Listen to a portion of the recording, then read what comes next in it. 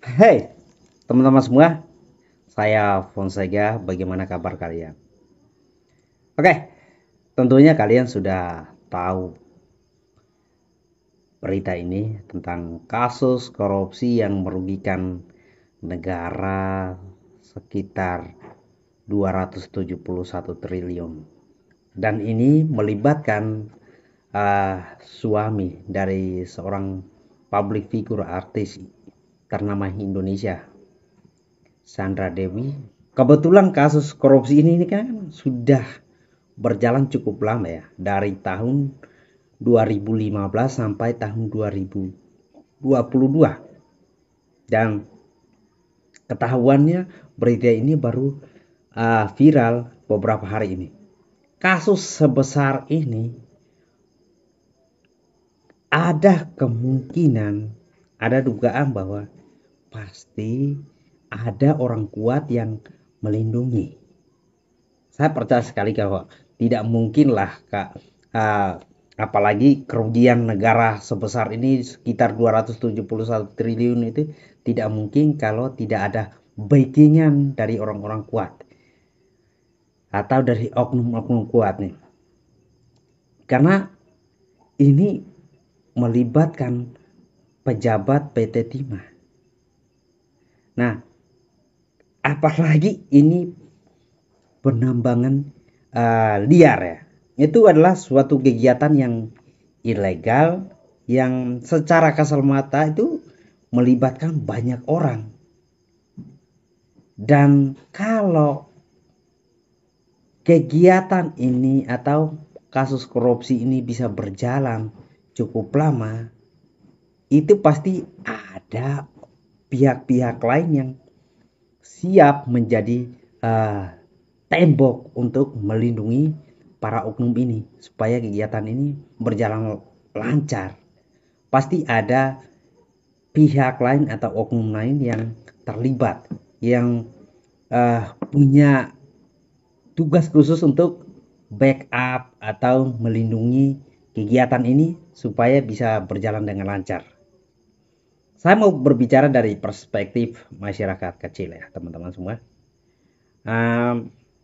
Akhir-akhir ini kan kita sering nonton berita dan mungkin di sekitar kita mengeluh bahwa beras mahal.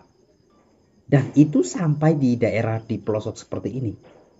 Di tengah-tengah uh, banyak masyarakat kecil sedang merintih karena sulitnya mendapatkan beras murah, dan bahkan kalau untuk makan saja itu sangat sulit sekali.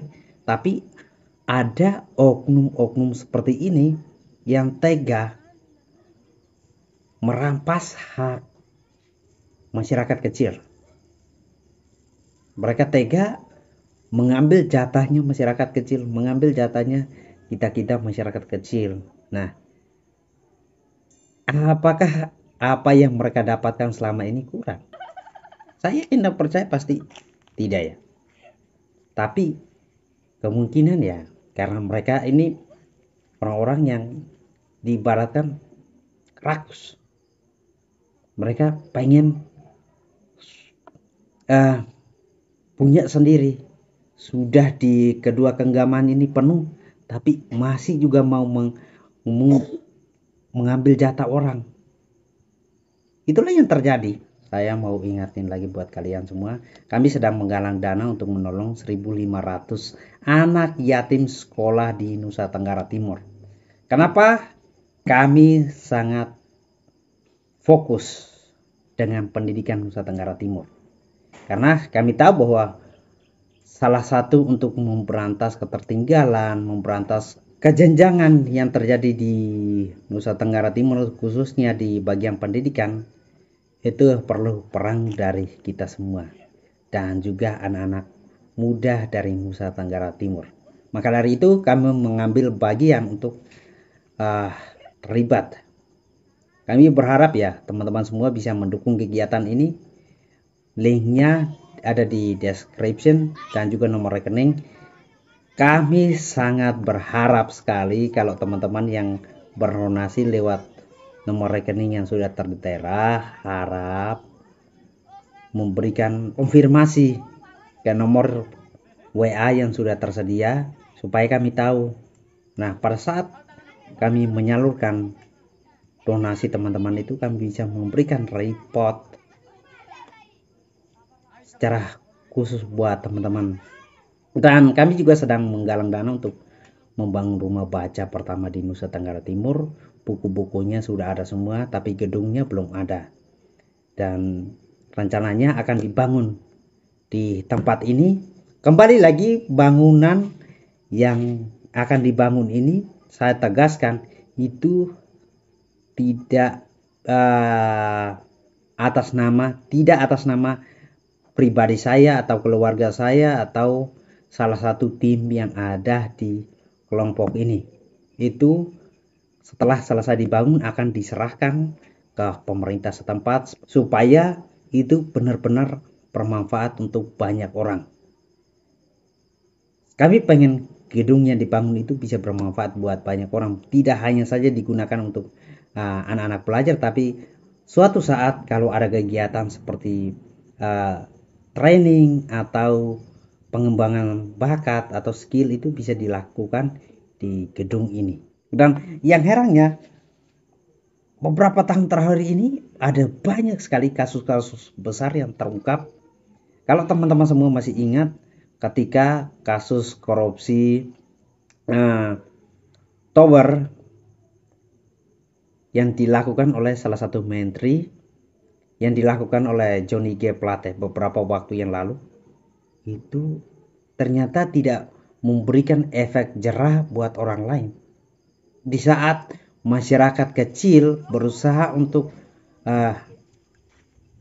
berlaku jujur di tengah-tengah masyarakat, tapi orang-orang yang diberikan tanggung jawab besar malah mereka berbuat curang. Di saat hukum harus memaksa masyarakat kecil untuk tetap jujur, tetap bertanggung jawab dengan apa yang mereka lakukan, tetap lurus, tapi malah orang-orang yang ada di atas malah mereka membelok. Itu adalah, dan saya yakin dan percaya masyarakat akan melihat itu sebagai suatu karma yang berlaku. Kalau kamu berhasil merampok apa yang menjadi milik masyarakat, suatu saat karma itu akan cepat datang kepada kamu, cepat atau lambat. Dan ya, saya cukup menggeleng-geleng kepala ya ketika melihat ada orang yang bermegah atau berfoya-foya bukan di atas hasil keringatnya, tapi berfoya-foya karena hasil korupsi. Itu sangat menyakitkan. Nah, apalagi kita sebagai masyarakat kecil ya teman-teman, kalau yang pernah merasakan hidup susah, betapa sulitnya mencari uang, akan sangat marah juga ketika mendengar hal-hal seperti ini. Nah teman-teman semua, saya ini tinggal di daerah yang masyarakatnya itu sangat-sangat hidupnya terbatas sekali. Nah, bayangkan saja kalau uang 271 triliun itu digunakan untuk membangun tempat tinggal yang lebih layak untuk masyarakat kecil. Sampai saat ini saya itu masih berharap kalau masyarakat di sekitar sini itu bisa mendapatkan bantuan dari pemerintah berupa rumah, renovasi rumah atau membangunkan rumah yang layak, karena per 2020 itu adalah terakhir kali masyarakat mendapatkan bantuan rumah, dan di kompleks ini itu baru ada 4 keluarga saja yang mendapatkan. Nah, andai saja uang yang dikorupsi itu benar-benar dimanfaatkan untuk pembangunan. Saya ambil contoh bahwa untuk wilayah Nusa Tenggara Timur ada banyak sekali masyarakat yang memiliki tempat tinggalnya itu dikatakan sangat tidak layak. Tentu saja saya bicara ini bukan hanya di Nusa Tenggara Timur saja. Pasti di setiap provinsi itu ada beberapa daerah atau beberapa desa itu warganya memiliki tempat tinggal yang tidak layak. Nah, seandainya saja uang itu benar-benar digunakan untuk membangun Indonesia, dalam hal ini membangun tempat tinggal untuk masyarakat kecil dan juga membangun fasilitas umum yang bisa bermanfaat untuk banyak orang. Nah, saya ambil contoh di kampung sini ini masih banyak sekali, ada puluhan rumah yang kita sudah katakan tidak sangat layak untuk ditempati. Tapi masyarakat tidak punya pilihan, mereka harus tetap tinggal di situ. Karena tidak ada pilihan. Mau membangun rumah sendiri, boro-boro.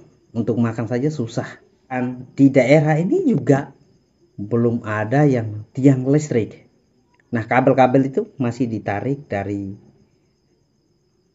pohon satu ke pohon satu, digantung begitu saja.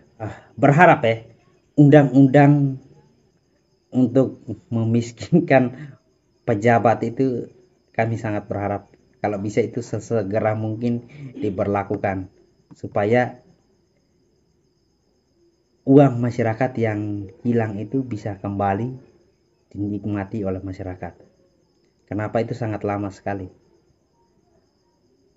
Sedangkan kerugian negara itu setiap saatnya makin bertambah. Kalau kita mau pengen maju ke depan ya, kita harus tidak boleh sungkan. Mereka saja tega mengambil jatah masyarakat, mereka saja tega mencuri. Tapi kenapa kita tidak tega menerapkan undang-undang itu? Padahal kan mereka yang mengambil jatah masyarakat itu kan bukanlah orang susah seperti kita. Mereka itu sudah punya jabatan, mereka itu sudah punya penghasilan yang pasti. Mereka kalau tidak kerja dalam seminggu itu mereka masih bisa tetap hidup. Berbeda dengan kita masyarakat kecil. Saya berharap sih undang-undang seperti itu ya segera disahkan supaya perampasan aset, memiskinkan pejabat yang mencuri, agar kami masyarakat kecil juga bisa percaya bahwa hukum di negeri ini bisa tajam juga ke atas, bukan hanya tajam ke bawah ya.